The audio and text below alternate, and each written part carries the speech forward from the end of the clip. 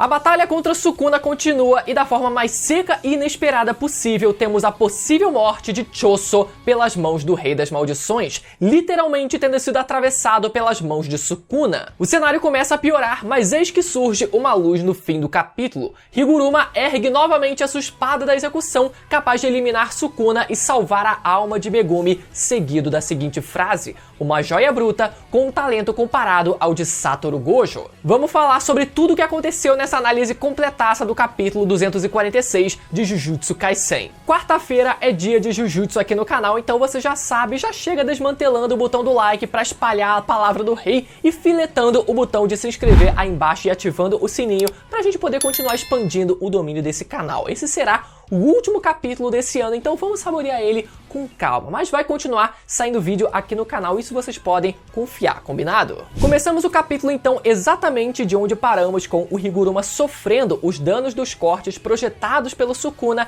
e reconhecendo que a sua falta de experiência em batalha estava começando a se fazer presente, já que ele não esperava, ter que se desviar de um ataque como aquele. Mas o que aliviou o dano dos cortes no Higuruma foi a aparição de Kusakabe ao ativar o seu domínio simples. Pra quem não tá muito lembrado quem é esse cara, o Kusakabe é um feiticeiro de grau 1 que instrui os feiticeiros do segundo ano da escola de Tóquio. Durante o arco de Shibuya, ele já tinha demonstrado o uso do domínio simples contra o fucking Uzumaki de Suguru Geto. Na verdade, o Kusakabe ele tem uma proficiência tão grande no uso do domínio simples que foi por esse motivo que ele se tornou um feiticeiro de grau 1, mesmo sem sequer possuir uma técnica inata. Só que ainda assim, tanto o Kusakabe quanto o Higuruma ainda sofrem uma quantidade razoável de cortes, primeiro pelo Kusakabe ter chegado atrasado para ativar o seu domínio simples, ele só ativa o seu domínio simples depois que os cortes já tinham começado a serem projetados pelo Sukuna, e segundo porque o domínio simples não é algo absoluto, tanto que ele só conseguiu reduzir os efeitos dos cortes do Sukuna. Na verdade, eu achava que o domínio simples ele era absoluto enquanto ele não fosse quebrado por uma expansão de domínio mais poderosa, por exemplo, mas enfim. De qualquer forma, tanto ele quanto os outros feiticeiros foram elogiados pelo próprio Sukuna nessa hora. Na sequência do capítulo, a gente tem uma parte interessante que foi o autor explicando as diferenças entre as técnicas de corte do Sukuna a partir da reflexão feita pelo Kusakabe. Primeiro, o Kusakabe ele diz que pensou que fosse morrer, achando que se jogando na frente dos cortes do Sukuna, achando que o Sukuna estaria usando o seu ataque que corta o mundo. Mas pelo visto, essa não é uma técnica que pode ser usada com tanta frequência assim. Segundo que o Kusakabe relembra as duas técnicas de corte principais do Sukuna. O primeiro é um corte padrão, que é o destrinchar ou desmantelar, dependendo da tradução, e o segundo que é o clivar ou filetar, dependendo novamente da tradução, e é um golpe que se adapta à força do oponente. A gente pensava que o corte final do Sukuna, aquele que corta o mundo, seria uma evolução desse segundo corte, porque a gente não sabia se essa adaptação se referia apenas ao nível de força aplicada no corte, que é o que parece ser o caso, ou se seria uma adaptação mais abrangente, abrangendo também a possibilidade dele, quem sabe, também se adaptar a cortar um alvo ainda maior. Mas ao contrário do que a gente pensava, esse capítulo revelou que o corte final do Sukuna não é uma adaptação desse segundo corte, mas sim um fortalecimento do primeiro corte, tendo agora como alvo da técnica o espaço como um todo, o espaço em si, o mundo em si. O que é algo totalmente contraintuitivo se a gente for parar para pensar pelo segundo corte, que tem essa característica de se adaptar, e ainda tem mais na verdade, É dito também que o corte que corta o mundo pode-se dizer que é indefensável em qualquer condição, seja se fortalecendo com energia amaldiçoada, amplificação ou domínio simples, sendo basicamente morte certa. E essa frase ela serve como uma forma de tentar explicar como o Gojo ele foi pego por esse corte, dizendo que não teria como, sugerindo pelo menos, que não teria como o Gojo ele se defender com nada disso que foi apresentado. E tudo bem, mas a questão sempre foi o Gojo ter a total capacidade de ver aquele golpe prestes a ser executado pelo Sukuna e não ter tentado se desviar dele, ou se tentou, não ter conseguido. E isso pelos motivos que a gente já cansou de dizer aqui, pelo Gojo conseguir ler o fluxo de energia do Sukuna, sendo potencializado, inclusive, né, pela percepção dos 6 olhos, e conseguir identificar qual técnica seria usada pelo Sukuna, que seria a exata mesma técnica que ele tinha acabado de presenciar tendo sido executada pelo Mahoraga, que foi quando ele teve o seu braço cortado. Ou seja, não era uma técnica inédita para ele, mesmo que o Sukuna, propriamente dito, não tivesse executado ele próprio aquela técnica, ainda assim ele tinha acabado de testemunhar aquela técnica sendo executada pelo Mahoraga. E se é possível um feiticeiro conseguir ler o fluxo de energia do usuário, do seu oponente, e tentar identificar que tipo de técnica ele está prestes a usar, somada à percepção aguçada dos 6 olhos, não tinha como o Gojo ele não perceber que era justamente aquela técnica que ele tinha acabado de presenciar, que viria a ser executada novamente agora pelas mãos do Sukuna. Fora a diferença, né, das condições físicas de cada um, onde o Gojo estava numa condição física visivelmente muito superior à do Sukuna. Ou seja, nada disso que foi colocado nesse capítulo explica por que o Gojo ele não teria plenas condições de se precaver daquele corte que ele sabia que podia burlar o seu infinito e não ter desviado dele, quando até o próprio Hajime Kashimo também conseguiu desviar daquele corte, acho que já no capítulo seguinte. Mas enfim, vamos seguir. Kusakabe também se questiona por que o Sukuna não usou as suas chamas como em Shibuya, que foram capazes, né, de obliterar uma maldição de classe especial como o Jogo, e que talvez ele não seja capaz de usar agora por algum motivo.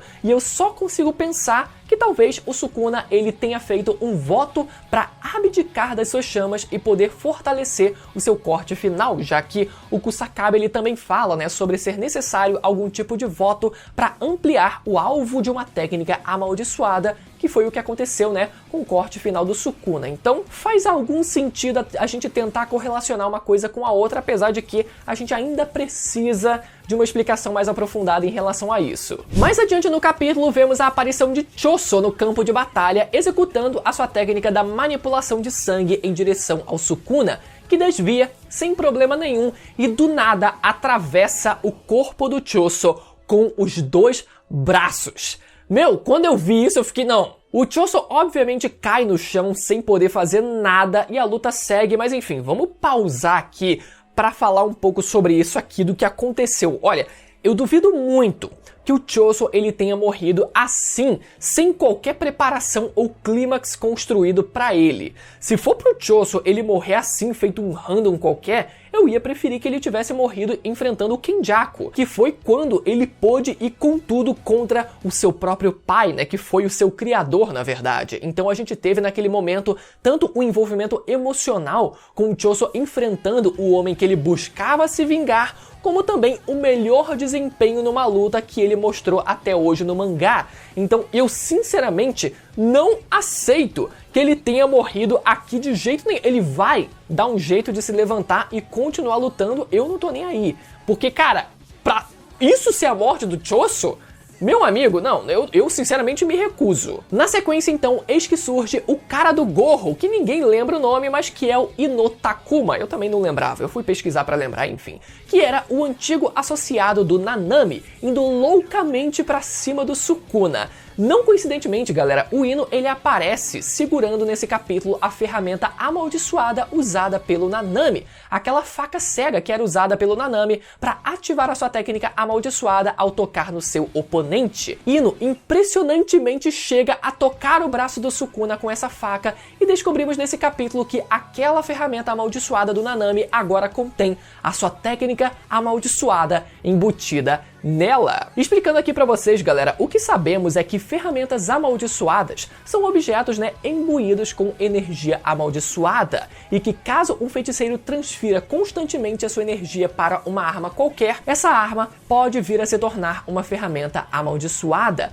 E como a gente sabe, o Nanami ele canalizava a sua energia através dessa faca cega. Pra quem também não tá lembrado, o Nanami ele usava essa faca para tocar no seu oponente e dessa forma ativar a sua técnica amaldiçoada. amaldiçoada, que dividia o seu oponente numa linha de 0 a 10 e criava forçadamente um ponto fraco entre os números 3 e 7 que o Nanami podia explorar acertando aquele ponto com a sua faca e causando um dano crítico. Ou seja, de tanto o Nanami ele canalizar a sua energia amaldiçoada através daquele facão, seja para ativar a sua técnica amaldiçoada no seu inimigo ali tocando o facão no corpo do oponente, como também canalizando essa mesma energia para depois acertar e causar um dano crítico, de tanto ele repetir esse processo, o seu facão agora possui a sua técnica amaldiçoada, galera. Bom, né?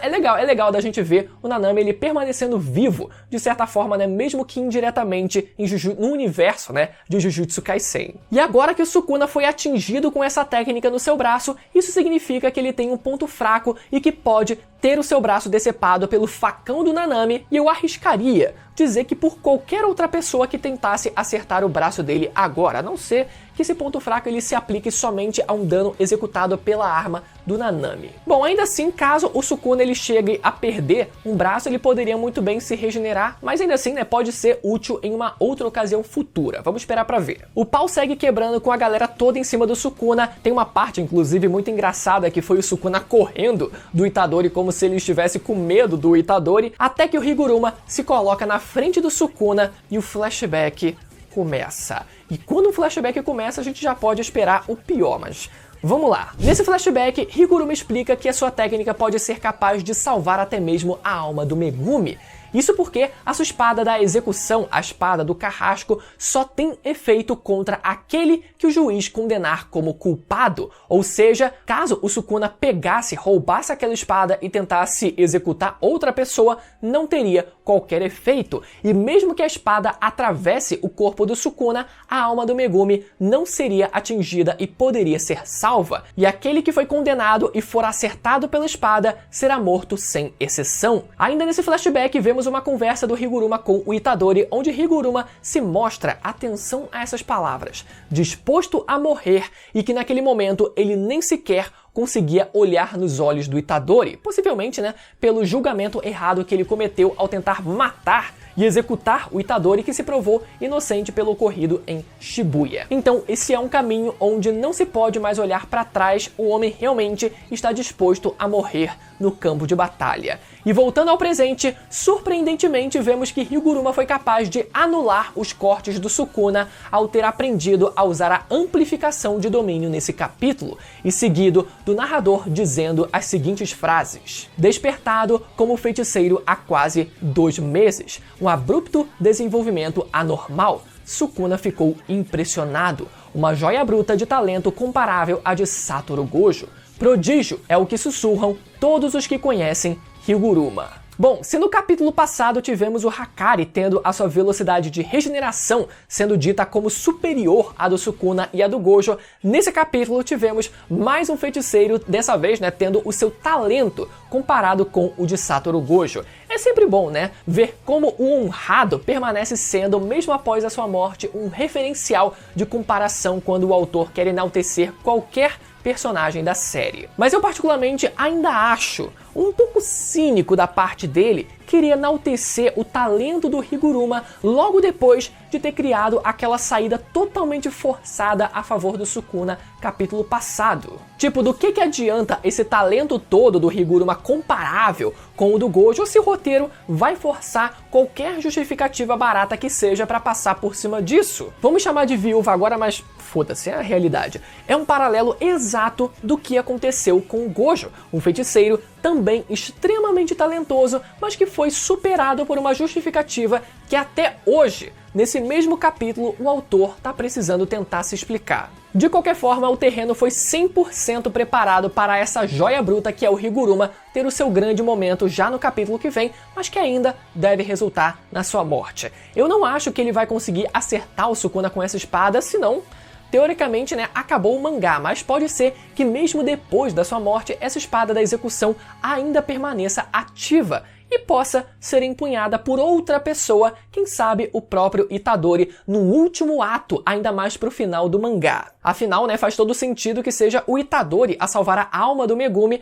e a gente viu, né, que com essa arma isso pode ser possível. A não ser que o Sukuna seja acertado por essa espada já no capítulo que vem e ainda assim ele consiga dar um jeito de evitar a própria morte, assim como aconteceu capítulo passado com o Sukuna, né, perdendo apenas a sua ferramenta amaldiçoada, mas ainda mantendo a sua técnica inata com ele. Eu também não duvido que isso possa acontecer. Bom, como sempre, eu quero saber as teorias de vocês aí nos comentários. Se você gostou do vídeo, lembra mais uma vez de conferir a sua inscrição aí embaixo e caso você ainda esteja perdido com tudo o que está acontecendo, eu recomendo que você assista o meu vídeo da semana passada que vai aparecer na tela agora, para você poder se inteirar um pouco melhor da reta final de Jujutsu Kaisen, que deve acabar no ano de 2024, galera. É melhor a gente já ir se preparando. Até a próxima, tchau!